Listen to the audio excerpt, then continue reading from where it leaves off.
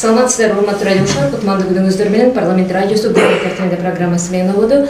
Жогорку Кеңештин укук тартиби, кылмыштуулукка каршы күрөшүү жана коррупцияга каршы аракеттенүү боюнча комитет бүгүнкү отурумунда балдарга көбүнесе интернеттен терс таасир этүүчү кырдаалды жокко чыгаруу боюнча маселени карашты. Тактай келгенде депутат Жамиля Исаева тарабынан демилгеленип жаткан мыйзам долбоору талкууга коюлду.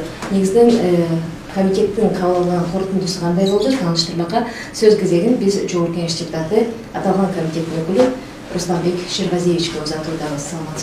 Саламатсыздарбы? Жамиля Исаева Кубанычбековна демилген мыйзам долбоорун албетте колдодук. Мына карап көрсөк, келечек жаштарда дейт, балдар биздин келечек дейбиз дагы. Акыркы учурларда балдар болгон мындай бир кароосуз калгандай болуп баратат да.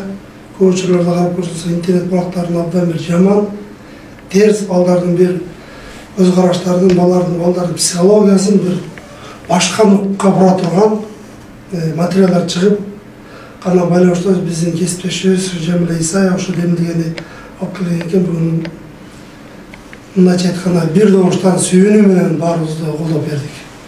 Бирок ошол сөйлөдүктү кантип орнотсо болот, контенттерди кантип бөгөт койсо болот деген бир топ суроолор көтөрүлдү. Жолу бар бекен? Биз ошо боюнча да айттык, бул мыйзам долбоору иштелип чыккандан кийин сөзсүз түрдө көзөмөлдөөчү жагын Ички иштер министрлигине тапшырылат. Анткени мына карап көрсөңүздөр, мен ошол жерде өзүмдүн да сунушумду бердим. Мына шаар эле эмес, бүт Кыргызстан мектептин тегерегинде камоктор бар, магазиндер бар, павильондор бар. Ошолордун ичине кирсең, жанагындай азыр энергетик деп коет, энергетиктер сатылат, бир балдарга пайдалуу нерселер арактар сатылат, электронный сигареттер, жана бир балдарга зыяны чипсы, керешке окшогон бир мындай ден соолугуна зыяnsыз нерселер сатылышуулардын баардыгын жеке көзөмөлгө алыңыздар деп.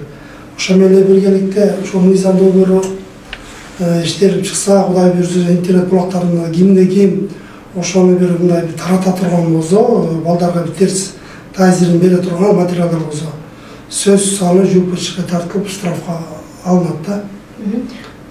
Бул маселени сиз айткандай Ички иштер министрлигине көзөмөлдөйбү же азыр бизде жанагындай санарик министрлиги да бар да, алардын милдети кандай болот?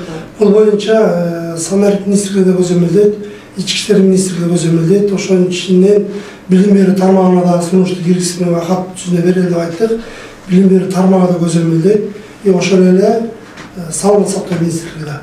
Биз саламат сактоо министрлиги аптекаларда эч кандай врачтын рецепти жок эле, жана наркотический мындай бир зыяндуу балдарга кээ бир дары-дармектер сатылат экен. Ошону жытташат экен, чайнашат экен, жана башка нерселер кошкон нерселер ошолор көзөмөлдөшөт. Ошол эле мектептерде билим берүү тармагы. Алар болсо мектептерден ата-энелер менен жыйналыштар өтүп, дерет школалар менен жыйналыштар өтүп, ошо мектептин тегерегинде интернет клуб окшогон, жана магазиндерге бир балдарга зыяндуу тамак ашты зыяндуу саткандардын баарын токтотуу боюнча анан коргоо органдарына берсек, коргоо органдар бул боюнча баарын өздөрү көзөмөлгө алып, анан баягы мунун баарын базага киргизип, цифровизация министерство ошолор менен биргеликте чогуу бир көзөмөлдөй турган бир мыйзам долбоор иштеп жатат да азыр. Ошол менен биргеликте мен дагы эми бул мыйзамдан тышкары дагы жакында мына мектеп бүттү. Кыргызстанда бүт окуучулар каникулга кетишти. Ana şu kanikulda убагында балдар көп учурларда бош болуп калганына байланыштуу интернет клубтарда абдан көбөйүп кетти. Ошол үчүн көптөгөн ата-энелер, көптөгөн шайлоочулар айлап, чоңуну көйгө жетип калган уулдары, көйгө жетип калган балдар үйдөн таппай калып атабыз. Интернет клубтарда эмичи капкараңып экен, ал жерге эртең менен келип кайсы убакта чыкканын да билбейт экен.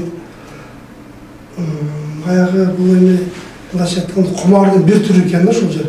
Ушулар боюнча баардык интернет клубтардын керектелүүчү разрешительный документтер менен текшерип чыгыңыздар дагы ошо жанагындай балдарга да бир тоскоолдуктарды токтотуп, ошолор балдарга регистрацияга алып, ошол эле интернет клубда ишмердүүлүгү боюнча текшерүү боюнча сунушумду бердим. Жакында эле мынакей бир боерго жетип калган эле бир жигит экен, ошо ата-энеси кайрылып, мага келип айтпай, сурампаз родуларым роска бердик. Ошо 2 айдан бери интернет туруп ушинтип эле bir жер барса, bir жерден ошо качып таап келип өткөн. Ошо үйүндөгү минип жүргөн машинасын сатып туруп атасынын. Бирке баягы тыйындардан алып качып кеткен экен.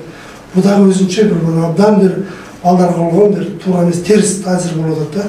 Ушулар боюнча катуу көзөмөлдөрдү показы мыйзам кабылганча эле жүргүзүңүздөр деген сунуштар бердик.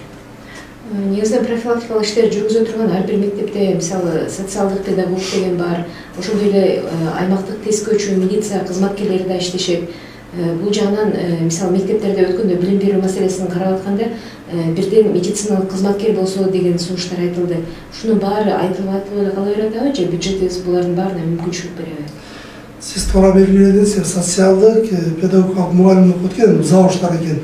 Мен быйыл барып ошо өзүмдүн шайланган округумда баардык мектептерде кыдырып чыктым.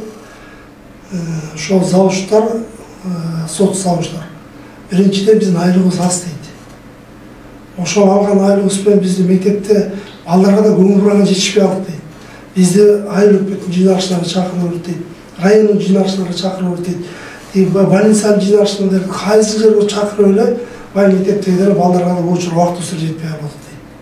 Ошол менен биргеликте сиздер айткандай бул шаар жеринде дагы мектептерде бирден идеяны окуп, бирден милиция караган экен, айыл жеринде андайлар жок дейт. Ошол боюнча дагы өздөрү баягы сунуштарын берип, айыл жерде де бирден бир участковый идеяндарды берсеңер, балдардын баягы тартибине, экинчиден жанагындай бир терс көрүнүштөр бар болсун жакшы нерсе болот эле деп. Аны өзүңүз белгилеп кеткендей, ар бир мектепке дагы бирден бир ушу медсестра болобу, бир медик болсо деген сунуштарын беришти. Бирок эми бул учурларда баягы медиктердин жетишпегендигинде алыскы региондордо бул тартыштык бар экен да.